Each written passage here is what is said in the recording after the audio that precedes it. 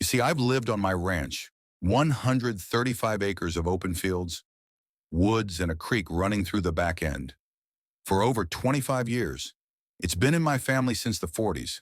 The property is fully paid off, free and clear, with a house I built myself.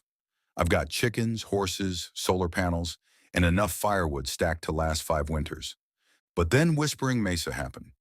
A few years ago, a developer bought the adjacent land and built a luxury subdivision, fancy gates, cookie-cutter mansions, golf carts, and a shiny HOA full of rules and regulations. Somehow they got it in their heads that they controlled more than just their lots. And in their expansion push, they leased some land for a community center and overflow parking lot. From me. Back in the day, I rented them a small corner of my land, half an acre, for a song. Figured the quiet neighbors wouldn't bother me. I even built the gravel parking lot for them. Big mistake. Now that the community had grown, the HOA decided I was non-compliant and didn't fit the aesthetic of Whispering Mesa. Apparently, horses and tractors aren't on brand for their designer lifestyle, so they decided to try and evict me. From my own property, I called the number on the notice and got patched through to their president, Karen, of course, who said in the most condescending tone I've ever heard, "This land was incorporated into our HOA district as part of a zoning update. You'll need to either comply or vacate." I asked her to read the original zoning plat again. My land wasn't zoned for residential overlay. I never signed anything. She paused, clearly stumped, and said, "Well, the board voted. You're disruptive to the neighborhood image."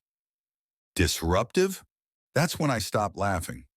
I called my lawyer and had him pull every lease agreement, zoning map, and land use document since 1998. We confirmed it. My property was grandfathered in, entirely outside the HOA's legal reach.